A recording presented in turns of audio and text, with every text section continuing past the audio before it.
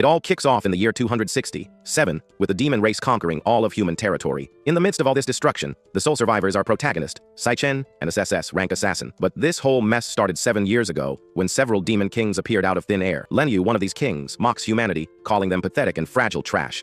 He then gets ready to end it all, saying it's time for Sai-Chen to fulfill his one true purpose. A seriously sinister red energy begins to form in the Demon King's hand. His intention is crystal clear, to devour our hero and absorb all of his power. Without a moment's hesitation, he unleashes a powerful attack straight at our boy. However, as he's being swallowed by the energy, Sai-Chen remembers his sister and his comrades. He also recalls his master and all the dear people he's lost. Filled with rage, our hero screams that it was the demons who took everyone from him. That's why he swears he'll drag the Demon King down with him, even if it's the last thing he ever does. So, our protagonist activates his ultimate skill, Tumminus Arc, and unleashes an insane amount of energy. The Demon King is in total shock, completely unable to move against such overwhelming power. Meanwhile, Sai-Chen's body glows intensely, preparing to blow up and take everything with him. As his body explodes, he remembers his sister, covered in wounds. Right after, the image of his master also flashes through his mind. And finally, he recalls his parents during a happy moment from his childhood. Our hero laments not being strong enough to protect them all. Amidst the light, the Demon King curses the human race for being able to pull something like this off. Sai-Chen then regrets not finding the demon's lair sooner, because if he had, he wouldn't have lost everything so quickly. After the explosion, everything goes dark until a small light appears in the middle of nowhere. Suddenly, our protagonist's eyes fly open, and he's completely confused. He realizes he's lying in a bed in an unfamiliar room. Sitting up, he's shocked and wonders, wait, aren't I supposed to be gone? On top of that, he looks around, trying to figure out just where in the world he's ended up. Curious, our boy heads to the window to take a peek outside, and to his surprise, he sees that he's in a school infirmary. This leaves him totally clueless, since he remembered the world being a complete wreck. After a while, our protagonist finally accepts his new reality, because somehow, he's gone back 10 years to his college days. Suddenly, a strange sound wave materializes in front of him out of thin air. Right after, a screen announces that the power of gluttony has been successfully integrated. He then grabs a phone and confirms the date, seeing that it's May 16th. And that's when our hero realizes he's back in the year 2157. In other words, he's 3 years before the arrival of the Demon Kings. Our boy remembers that in 3 years, the first demon named Wrath will appear, and that was the guy who opened the gates of the underworld for the other demons to come through. This was the starting point for the total destruction of humanity, and it was also the reason he lost every single person he loved. But now that he's back, things can be different, because if he defeats Wrath, he can stop the gates of the underworld from ever opening. However, he pauses and wonders what this power of gluttony interface is all about, since this weird screen has been floating in front of him ever since he woke up. Our hero touches the screen, and it opens up to display a bunch of information. It reads Xiaozhou level 1, and all his stats are at 100. He's confused because he's never seen anything like this before. In the past, he only fought using his awakened power, which was super rare, and the university he attends only recruits potential awakened students. But in his past life, he didn't awaken and just became everyone's punching bag. Suddenly, the screen in front of him starts glitching out. Then it displays a thunderous assign card with all the details. Our boy recognizes it instantly as his class from his past life. He feels a power flowing through him and wonders if he inherited his old strength. Just then, the card of his former class is left floating in front of him. All of a sudden, the door to the room bursts open with a loud noise, and the one who enters is Malong, an E rank flower enchanter. His friend rushes in worried, asking if Sai-Chen is feeling better already. He says yes and realizes that he's the only one who can see the floating interface. Ma Long is shocked to see that all of his friend's injuries have vanished. Our protagonist then remembers that this is Ma Long, his roommate. He recalls that in his past life, Ma Long passed away on the 3rd day of the invasion, but seeing his friend standing right there, he knows for sure that he really is back. Suddenly, Ma Long remembers the ranking test and pulls Sai-Chen along to get ready. He says that even without awakening, the test is important for graduation and drags him away.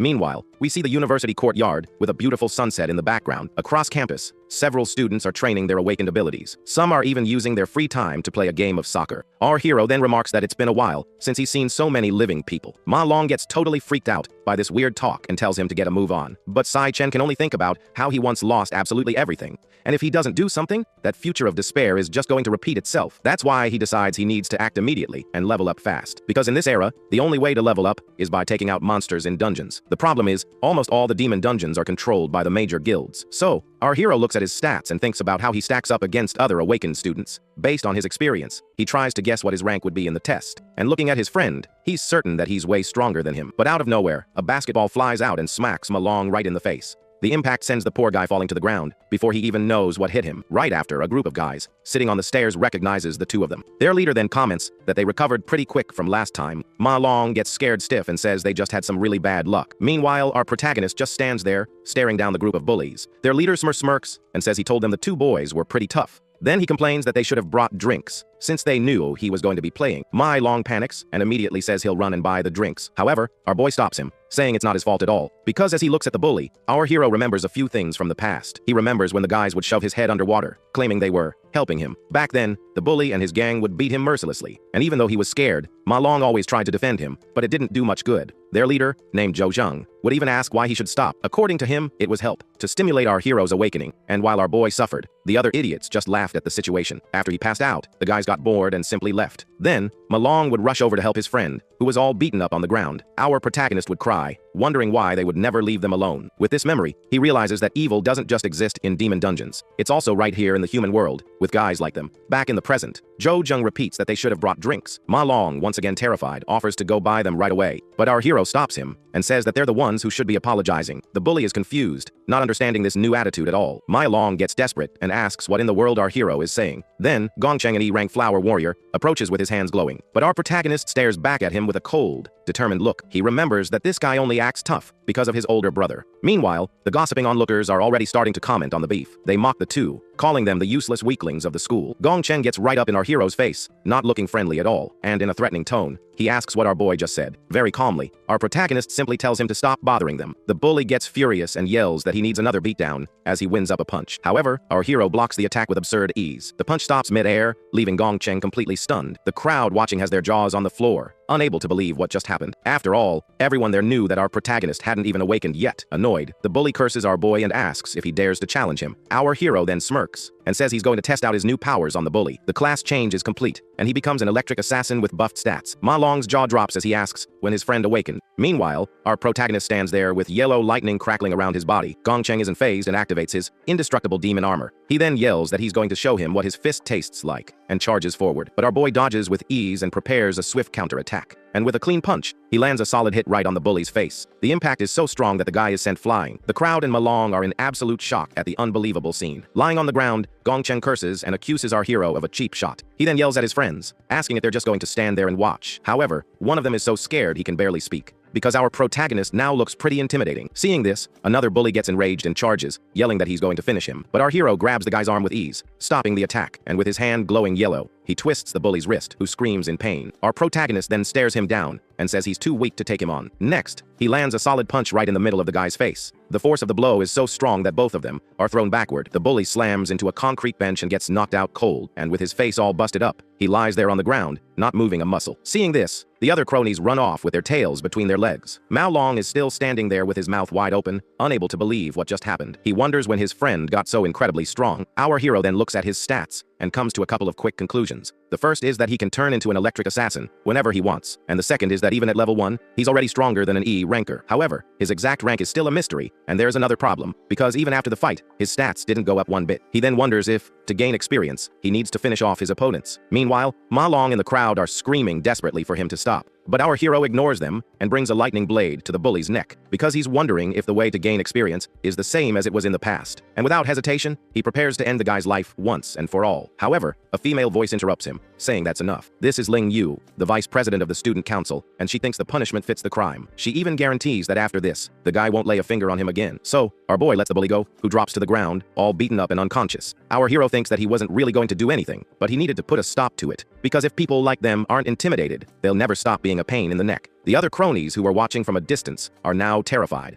Shocked, they watch the two school losers walk away together. Meanwhile, Ling Yu watches the two of them leave with a smile on her face. Later that night, we see the university's men's dorm. In the dorm, Ma Long is trying to convince the others that Si Chen really did awaken. He tells them that our hero wiped the floor with Gong Cheng, and now the gang won't even look at them. But his roommate Shang Zuo, an E-rank core mage, doubts the whole story. He then grabs Ma Long and asks why someone so strong would even need to train. Another roommate, Shang Yu, a flower enchanter, also thinks Ma Long has lost his mind. They complain that they're all in the same dorm because they're the 4 worst students of the year. Xiang Zhou brags that he's the only combat type there, which makes him number 1. He thinks Sai Chen is weak and already feels strong enough to join a club. Shang Yu, on the other hand, reminds them that the ranking test is tomorrow, and everything will be clear then. Meanwhile, in an E-rank demon training dungeon, an imposing, well-dressed figure steps out of the energy portal. This is Gong Ting, the student council president and the bully's brother.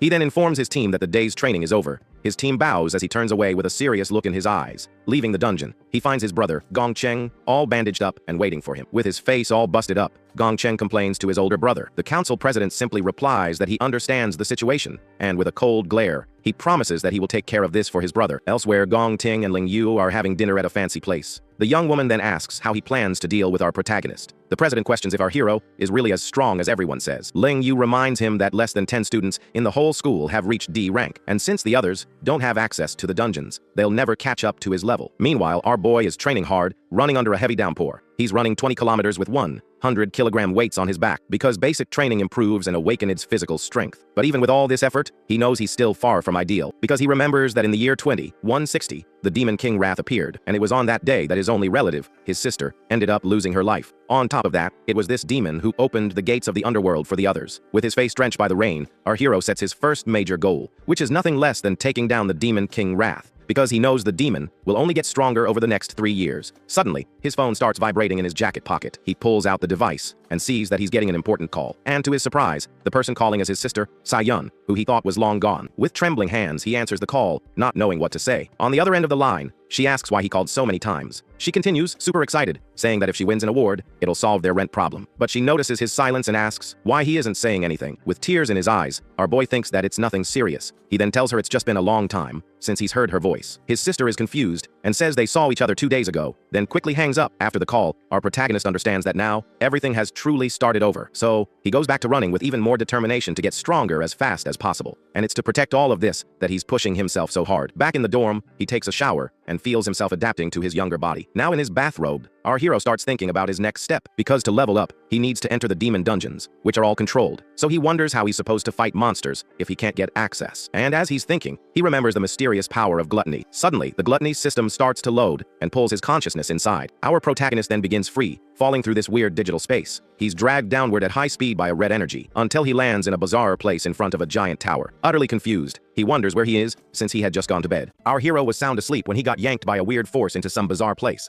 He then lands in a gloomy setting with a giant creepy tower right in front of him. The guy is totally confused, wondering where he is since he was just sleeping a minute ago. On top of that, he's just staring at the structure, asking himself what that tower is all about. Suddenly, strange sounds start up, and weird creatures begin crawling out of the ground. A screen then pops up, identifying the critters as E-rank deathhounds. Our protagonist then realizes he might be inside a demon lair. Immediately, a system window announces that his class is changing as lightning shoots from his hand. The switch then completes, and he becomes a lightning assassin, deciding to take care of the monsters. He then easily dodges an attack from one of the hounds as it lunges at him. Right after, our hero counters with a powerful kick to the creature. As soon as the beast is defeated, he gets 3 items called Forest of Death. With his current strength, he continues the fight without any trouble. Sai-Chen realizes that dealing with these E-rank monsters is now a piece of cake. That's how he knows this isn't a dream, earning a solid 52 experience points. With that, our boy levels up to level 2 and is happy he can grind here. His stats confirm he's at level 2, with a 5-point boost to every attribute. Our protagonist finally understands he got a whole demon lair all to himself. Then a larger creature appears, and he decides to use this place to test his limits. And just like that, he attacks the monster, gaining experience and leveling up to level 3. After the battle, a strange message appears over the defeated monster's body. Our hero is completely baffled by what he's seeing.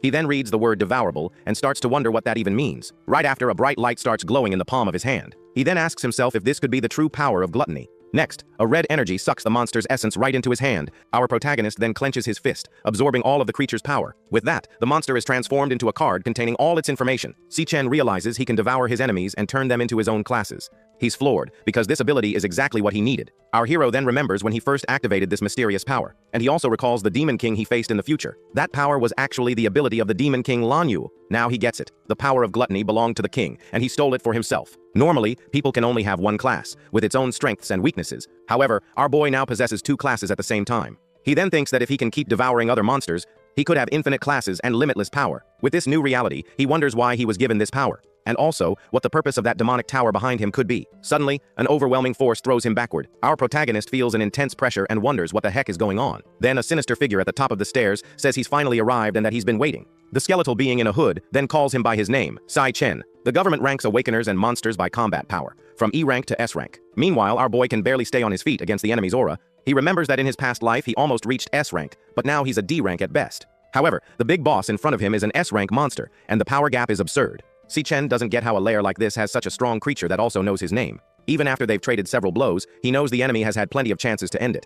Still, the monster just hits him hard, sending our hero flying. Lying on the ground, he realizes the enemy is avoiding his vital spots and just knocking him down again. The boss then stares him down and asks if he's going to keep resisting. With his body all bruised up, our boy understands the monster wants him to surrender. The being then offers him a choice: guard the demon tower alongside him. But with a determined look, our hero thinks there's no way he's staying in this hellhole. As a result, the boss attacks him with a beam of light that pierces right through his body. Our protagonist is in total shock from the serious wound he just received. The monster then asks if he thought he wouldn't be eliminated, saying he was only patient because he was the only one capable of getting there. Right after, the boss's energy begins to spread and enter the fallen monsters. The boss unleashes a dark energy and asks for the last time. He gives him the choice: stay or be mercilessly crushed. However, our hero, with lightning coursing through his body, has already made up his mind. He yells that his choice is to finish the monster right here and now. The creature finds it all ridiculous and charges forward, weapon in hand. Our boy then manages to block the boss's attack, and with a confident look, he gets ready for his next move. Because during the fight, he managed to notice a pattern in his enemy. Before each strike, the monster takes 0.4 seconds. This allows him to predict the trajectory and successfully dodge the blade. On top of that, after each attack, there's a 0.2-second delay, so he's going to aim for that opening while the enemy is defenseless. And with a lightning blade, our hero pierces the boss's heart. Even though it's not a fatal blow, the attack paralyzes the monster for a few seconds. Since the enemy is way too fast, he activates Lightning God to get away, because those few seconds are all he needs to escape. As he runs, he says he's been watching the only source of light in the place, and as he gets closer, our protagonist reaches his hand out for the exit. But to his surprise, the light source simply vanishes. The boss then reveals it was just an illusion, and that this place isn't a lair. The boss is impressed that he found his opening so quickly. He then reveals himself as Purgatory Rakshasa, an S-rank warrior. Our protagonist recognizes this form from the Demon King Lan Yue. The monster says that even in desperation, he can still analyze everything. This makes him remember his final battle against the Demon King. On that day, Lan Yue transformed into a powerful ice demon, and also into a giant ice dragon that attacked him without mercy. He remembers the king switching between various high-rank classes, including a plant-like form with tentacles everywhere, and even a creature of light with an insane amount of power. Our hero remembers all those different forms very well, and he's positive that one of them was exactly like the monster in front of him.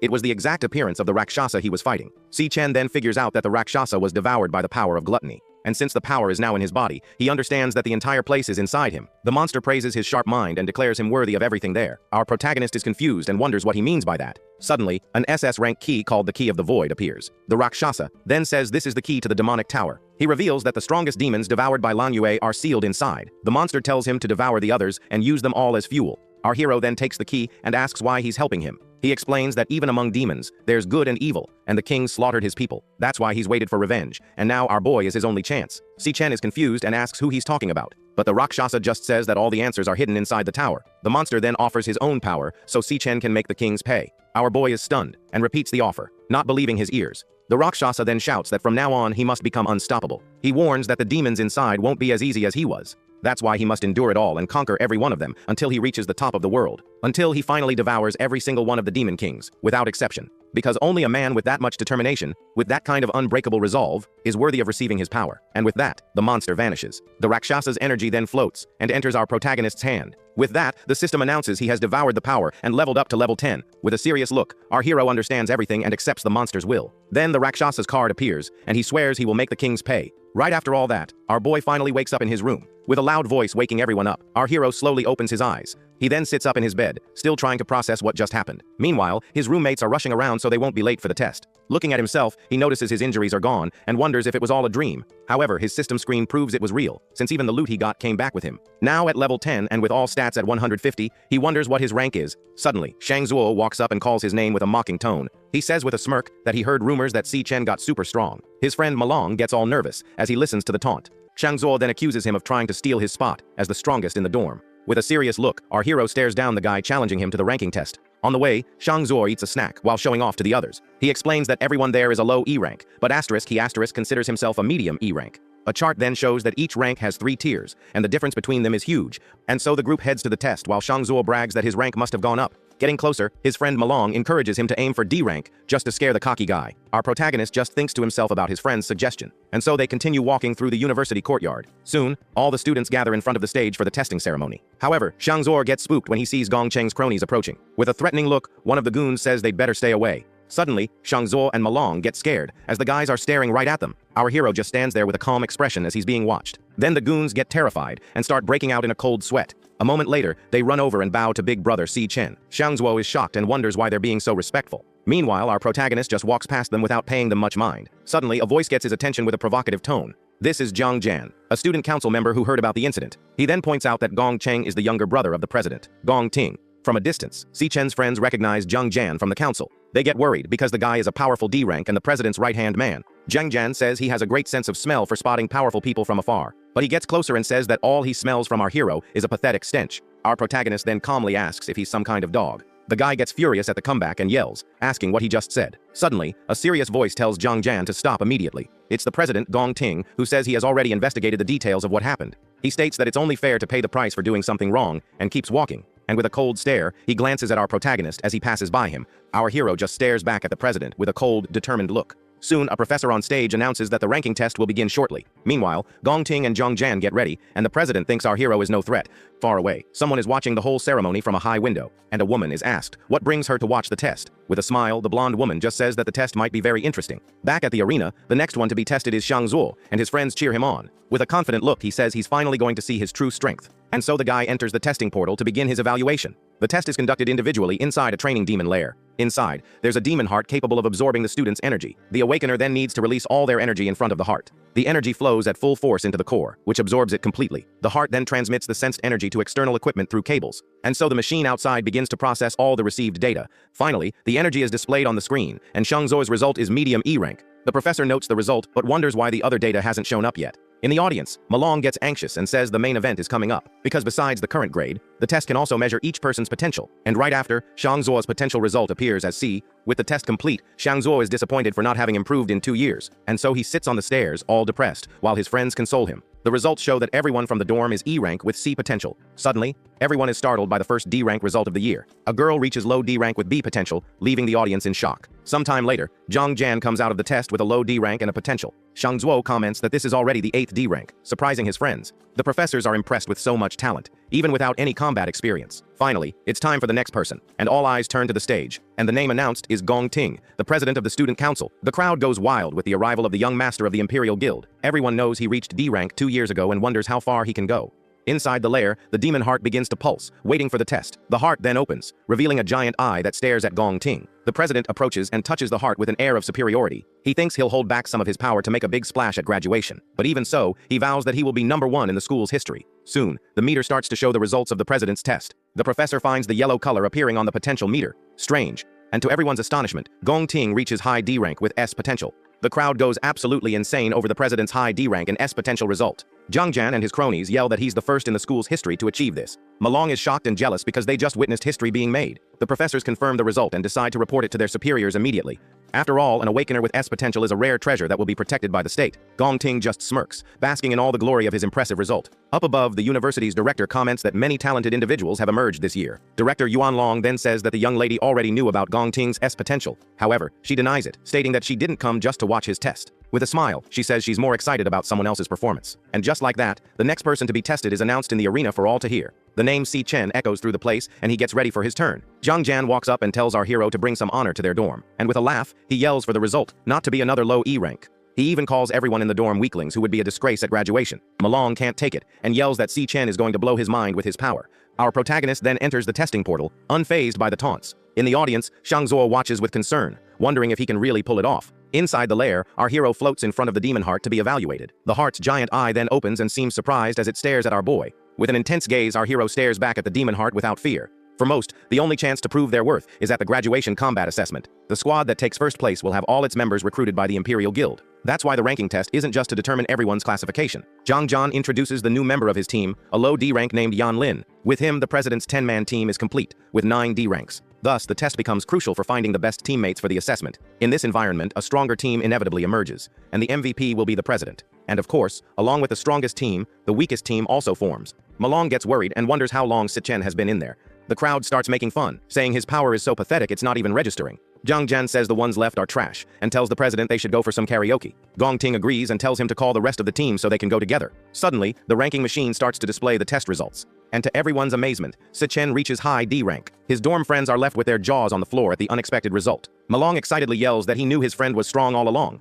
Gong Ting and Zhengjian are stunned by our protagonist's high D rank. Meanwhile, inside the lair, an error message appears on the system. Our hero then realizes that his base level 10 is already equivalent to a high D rank. With a blue glow in his eyes, our hero begins to switch classes. He then transforms into the Hell Death King to test his weakest devoured class. Suddenly, the rank meter starts to flicker and show a new result. And to everyone's surprise, his rank climbs to medium C rank, leaving the audience in shock. Malong and his friends scream in disbelief. wondering what on earth is happening. Gong Ting gets furious and says C rank is nonsense and the machine must be broken. The professors are also confused and wonder if the system is malfunctioning. Meanwhile, the demon heart starts to tremble and sweat in fear of his power. Our hero then deduces that his other classes must be well above C rank, and so he switches classes again to the Purgatory Rakshasa to see his full power. The demon heart's eye widens in terror as it feels the new energy. Suddenly, the sky darkens and purple clouds form, creating a giant vortex. All the students look up, frightened by the bizarre phenomenon in the sky. Gong Ting and Zhang Jian are speechless, unable to understand what's happening. Si Chen's friends say that a divine monster has been born in their dorm. Meanwhile, the potential meter starts to glitch and show a new result. And to the astonishment of everyone, our protagonist's potential reaches S rank. The professor shouts in shock, wondering how there can be another S potential. Gong Ting is completely floored and speechless by what he's seeing.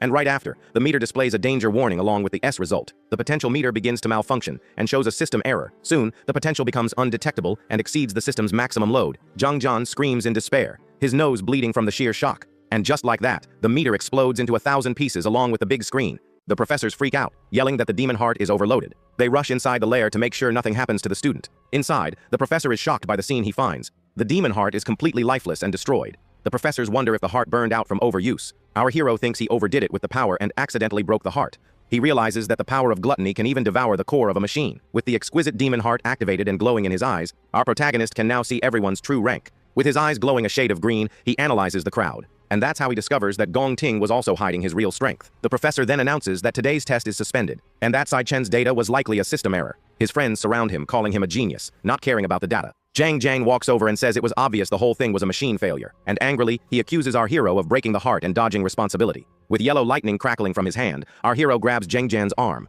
He then thinks that the guy is a total pain and wonders if he should cripple him. However, Gong Ting tells Zhang Jian to stop and not to disrespect their new teammate. The guy is shocked by the word teammate coming from the president. Gong Ting then invites our hero to join his squad. He even promises that the highest score in history will belong to them. In the audience, Malong is stunned that the president personally invited Si Chen. Meanwhile, Zhang Jian worries that if he joins, someone will get kicked out. Besides, he wonders what right our hero has to join the team. But since it was Gong Ting himself who said it, he can't disobey. So with a forced smile, he welcomes our boy to the team. However, Si Chen slaps his hand away and says he's not interested. The sudden refusal leaves Zhang Jian and the president completely surprised. The guy then yells that their team is #1 in the school. Our hero just says that has nothing to do with him and that it's too much noise. Zhang Jian gets so furious, he starts fuming. The crowd can't believe Si Chen dared to refuse the president's invitation. And so everyone speculates that he wants first place all to himself. His friends find the scene hilarious and comment on his guts. However, Gong Ting says it's all right because brother Si Chen has his own ideas. In the university courtyard, several students walk around casually after the test. Up above, Director Yuan Long regrets that the two didn't form a team, but the blonde woman says it's more interesting to watch this way. She explains that Gong Ting was born with a silver spoon, and the rejection is a declaration of war. A young man by her side agrees, saying the president is not an easy person to deal with. Zhang Jian is still furious, and says our hero only got attention because of an error. Gong Ting then wonders if the test was wrong after all and decides not to risk his first place spot. Zhang Jian offers to teach Si Chen a lesson on the president's behalf. Gong Ting asks if he sees him as such a petty person, and the guy apologizes. He then says he's not in the mood for karaoke, and tells the others to go by themselves. And with a serious look, he states that whatever they do has nothing to do with him. Zhang Jian gets the message, and with a wicked smile, says it has nothing to do with him. 10 minutes later, he finds out that Si Chen is no longer at the school. A goon informs him that he heard our hero say he was going home for a bit. With a sinister smile, Zhang Jian realizes the heavens are on his side, and so he decides it will be more convenient to deal with our boy outside of school. Meanwhile, our protagonist walks calmly down the street. Listening to music, he remembers that in his past life, a top-tier guild team suffered an accident. Inside a lair, they encountered a powerful demon never seen before. This demon was Wrath, who annihilated the entire team and descended upon the human world. In this life, he has formulated a plan to quickly find the lair of Wrath. And to start, he needs a large sum of money. The Mithril Monster Exchange will become the biggest in the country in the future, and it's essential for buying and selling Awakener equipment. Plus, it's the fastest way for our hero to get cash right now. He then hands some fangs to the appraiser, who is surprised. Our protagonist explains that they were dropped by a monster. A female employee then recognizes them as Sangsen Fangs, an E-rank monster item. The woman explains that the fangs can be made into scepters or powder, but the appraiser says it's normal not to recognize such small E-rank items. He complains that he's been getting very few high-level clients recently, and with a dismissive attitude, he decides to push the task onto the rookie. So he passes the procedure to Little Lee and leaves with some excuses. The young woman then hands the money to our boy and asks if he needs anything else. With the 18,000, he can solve his rent problem for now. A moment later, a purple energy starts coming from his hand, and he summons a massive sword, asking the woman to take a look. She's amazed by the giant, super cool sword in front of her. She says she's never seen anything like it but feels it's at least a B rank or even an A. The appraiser scoffs, complaining that A-rank weapons are worth millions and he's never seen one. Suddenly, a man in a suit appears and says the young man is right. As the equipment is not B or A rank, the appraiser is thrilled, thinking his boss agrees with him about the item. However, the boss states that the sword is from the Purgatory lands and is an S-rank item. The appraiser and the young woman then scream in shock, unable to believe what they just heard. Immediately, the boss shakes our hero's hand with a smile on his face, and so he welcomes him as a distinguished guest, leaving the appraiser dumbfounded. He then invites him to the VIP room and tells him to ask for whatever he wants. Our protagonist then thinks with a smile that he finally showed up. And so we find out that the name of the boss of this place is Ching Ji. Inside the VIP room, the manager serves a special tea for the distinguished guest. With that, Tindy asks what our hero's plans are for the equipment. Our protagonist then calmly replies that he needs 1 million. The manager is completely shocked and asks if he heard right, just 1 million. He then explains that a weapon of that level is worth tens of millions on the market, but the boy clarifies that he wants to use the sword as collateral for a 1-month loan. The manager is dumbfounded, wondering what kind of student would think of something like this. He speculates whether the young man is a wealthy heir or a prodigy, as he is anything but ordinary. Our hero then says he will pay it all back at once, with 10% interest the following month. The manager understands the situation and asks the employee to leave them alone for a moment. Alone with the boy, he starts putting the pieces together and says that if he's not mistaken, Tindy deduces that our protagonist is a senior from the National University, about to graduate. He knows that the graduation combat exam is in 1 month, and the prize is 1 million. With a smile, the manager looks at him and asks if he's confident he'll take first place. Our hero remains silent with a serious look, confirming the man's suspicions. The manager then concludes that he needs the money for something very urgent and critical. With that, he fully understands the situation and decides to make a bet. So, he offers 1.5 million in cash, interest-free for 1 month. The manager extends his hand and tells him to consider it a gesture of friendship between them. Our protagonist is a little surprised by the man's generous offer. The manager assures him that he'll keep everything a secret and hopes to do more business in the future. Our hero is impressed by the man's sharp mind and understands why he will become number one. He then shakes the manager's hand, knowing he can't defeat the wrath alone. With that, he seals the deal and understands that he needs reliable allies to win. Then, the boy places his hand on a magical contract scroll to make it official. Soon, the contract is sealed, and our hero receives a notification for 1,500,000. The manager then asks what he will use for the graduation exam and offers to lend him some equipment. He mentions that he doesn't have any S-rank items, but has several A and B rank ones available. But the protagonist refuses the offer as particles of light begin to form in his hand. With that, he summons another identical sword, making it clear he already has a weapon to use. The manager and the employees are completely stunned by the scene, not believing what they're seeing. And so, our hero says his goodbyes and leaves, while Tindy calls him a true hero. The manager then promotes the employee, Xiao Li, for managing to keep such an important client. Near the window, our protagonist turns and says he has one more thing to take care of. He then says he'd like to buy an item before leaving the premises. Leaving the equipment shop, our hero hails a taxi to his next destination. He then arrives at a large bus station with a clear goal in mind. At that moment, he remembers how money was always a problem in his past life. The boy recalls working several part-time jobs just to pay the rent. He and his sister lived on the bare minimum, and she even got a side job to help out. He remembers his sister's acceptance letter to the Academy of Arts. But even though she was accepted, she ended up tearing the letter right in front of him. The young woman gave up on her own dream, just so she wouldn't become a burden to the family. Back in the present, he worries because his relatives should have arrived by now. Suddenly, a familiar voice shouts his name, catching his attention from a distance. The girl complains that he's been told several times to wait at the exit. And this is Sai Yun, his sister, who asks if he got lost again on the way. Our hero freezes, as it's been 7 years since he last saw her. The young woman then asks for help with her suitcase. Not noticing her older brother's reaction, she then waves at him and asks why he's just standing there doing nothing. Without a word, the protagonist pulls her into a tight and emotional hug. The girl is completely confused by his sudden and strange behavior. With a smile, he thinks that he has finally found her again after 7 long years. His sister continues to be squished by the boy's strong, tight hug. She then shoves him away forcefully, yelling that he's suffocating her. The girl complains about his behavior and asks if he just got dumped by someone.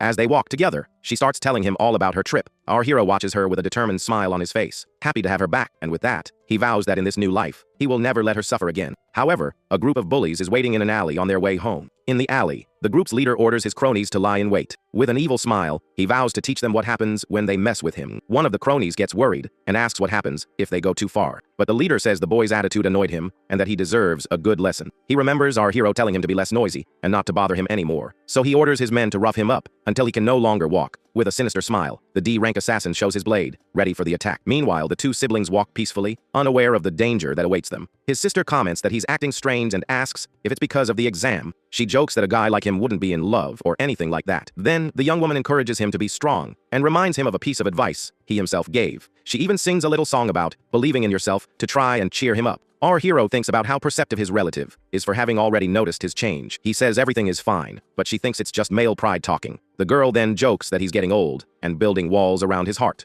And so, the two enter the alley where the student council's cronies await them. One of the guys is surprised to see that the target is accompanied by a girl. But the leader thinks this is even better, since there are no cameras in the alley to record anything. Our protagonist senses the hostile aura and realizes he's in an ambush. With a cold gaze, he recognizes the group from the student council preparing to attack. The hero thinks that the cronies actually managed to find them there in that alley. Calmly, he takes a pair of wireless earbuds out of their case. Then he approaches and carefully places the earbuds in his sister's ears. He says he wants to share a song, and she's surprised by her brother's new taste in music. The girl closes her eyes and relaxes as the melody begins to play for her. With his sister completely distracted, our protagonist turns to face the enemies. With his eyes glowing a bluish hue, he prepares for the imminent battle. He then uses his ability to analyze his opponent's ranks and sees that they are weak. Meanwhile, the young woman remains completely immersed in the music, oblivious to all the danger. Holding bats and other weapons, the group of bullies advances on the two of them. He remembers that in his past life, he lost his family and has only just found her again. With his body covered in lightning, he becomes enraged for having his moment ruined. Then he yells that they shouldn't have ruined this reunion and charges with everything he's got. With a devastating punch, he hits the first crony right in the middle of the face. The force of the impact is so absurd that the enemy is sent flying far away, completely protected by the music. His sister notices absolutely nothing of what's happening. Our hero then continues his relentless assault on the other bullies. One of the cronies screams in pain as he's hit head on by the boy's attack. He moves like a flash of lightning between the enemies, hitting them all with perfect precision. In just a few seconds, all the cronies are defeated and thrown far away without a chance. However, one of the bullies attempts a surprise attack from behind with a bat, but our hero manages to block the blow with one hand, without any difficulty. He then counterattacks with a powerful punch, breaking the enemy's defense. The crony then screams in pain as he feels his arm being completely injured. Right after, the protagonist lands a devastating blow right in the middle of his face. With one kick, he sends the other cronies flying through the air effortlessly. The leader is terrified, wondering how the boy can be so absurdly strong. With a glowing yellow aura, our hero prepares to finish them all off right there. He continues the relentless takedown, dropping the enemies with incredible speed. None of the cronies can even lay a finger on our protagonist. Seeing his men defeated, the assassin finally joins the fight with his dagger. He boasts about being one of the best assassins in the entire school, and that he won't lose. The bully then yells that the boy doesn't stand a chance and rushes in for the final attack. But our hero easily dodges and lands a precise blow to his head. The force of the impact is so great that the leader is thrown far away. The assassin then flies uncontrollably after taking the devastating punch. Our hero's fist collides with full force against the enemy's chin, and with a final blow, he slams the leader into the ground with immense force. The bully's body falls quickly, with no chance to counter the attack, and so, the leader crashes against the alley floor, completely defeated. Lying on the ground, the leader sees a frightening, upside-down shadow approaching him. The figure then reveals itself to be our hero, who stares at him with glowing red eyes. With a cold stare, he says he had already warned them not to bother him anymore. Then he angrily asks if the bully can't understand human language. The guy cries out in pain and realizes the rank test wasn't wrong after all. Our hero grabs him tightly and tells him to shut up, holding a blade to his face. The bully totally panics, seeing that the boy would actually dare to do that. A terrifying aura surrounds him, and the leader wonders what kind of life he has lived. Our protagonist then tells the guy to pay close attention to his next words. He warns him to never dare to threaten his sister's safety, and adds that if they ever appear in front of her, one by one, with a deathly glare, he vows that he will make them all disappear without a second's hesitation. The bully remains frozen in fear, with the blade still pressed against his face. After the warning, he tosses the dagger aside and leaves, leaving the guy behind. Meanwhile, the music makes his sister emotional, and she wonders why she wants to cry. The girl feels that even in just a few days, it seems her brother has been through a lot. With that, she thinks that he isn't alone, because she has always been by his side. Then she takes off the earbud and yells that he's so annoying for using that kind of trick. Our hero then turns around with a smile and hands her a small gift box. He opens the box, revealing a golden pen, and says it's a gift for Si Young. The girl's jaw drops as she recognizes the state of the Up Manhwa holographic pen. She then asks where he got the cash, since that thing costs over 10,000. The young woman thinks the gift is too expensive and wants to return it, but he remembers the past. With his injured hand, he vows that in this new life, he will protect everything about her. Meanwhile, the bullies lying on the ground beg for medical help, without success. Later at home, his sister tests the new pen, drawing with a bright pink light. She is amazed at being able to create holographic images in the air so easily. Our hero eats the noodles, happy as can be, and says her cooking is the best in the world. But the girl scolds him for spending so much money, when they still need to pay the rent. He then surprises her by saying he's already paid the entire year's rent in advance. The boy makes up a lame excuse about a business partnership with a friend. His sister doesn't fall for the lie, and realizes he's keeping secrets from her now. However, upon taking a closer look, she notices something different in her older brother's face. She realizes it had been a long time since she'd seen such a happy and genuine smile on him. With that, she gets closer and places a hand on his shoulder with a worried look. The young woman then asks him not to push himself too hard, no matter what happens. Our protagonist just smiles and nods to reassure his relative. Elsewhere, someone reports that the bully's leader is severely injured in the hospital, and that not even the best healer could get him fully recovered in less than a month. The council president is surprised that the guy went after our hero and ended up like this. A woman comments that it looks like the bully is going to miss the graduation assessment, but the president says it doesn't matter, as he was just a burden to the team. Suddenly, an older man enters the room to speak with a young master. This is Gong Xuan, the Director of Employment at the National University for the Awakened. The director says he has confirmed the internal results of the last rank test. He then reveals that our hero is in fact C rank, and the only one with a higher rank than him. The president remains silent, processing the shocking information he just received. The man recalls that his father invited the vice president to attend the graduation. So, in an emergency, he could ask his niece to fill the spot on the team. But the woman sitting in the armchair says he worries too much about these things. The president then faces the director with a confident and determined look. With a smile, he asks if the man really thinks he used his full strength in the test. Then he vows that on the day of the combat assessment, everyone will know the truth. With a cold gaze, he states that he will show everyone who the truly strongest one is. Later that night, our hero finishes his grueling 100-kilometer training. In the shower, he thinks that with the money problem solved, everything is going well. His next task is to win the 1 million prize from the graduation assessment. That way, he can pay back the loan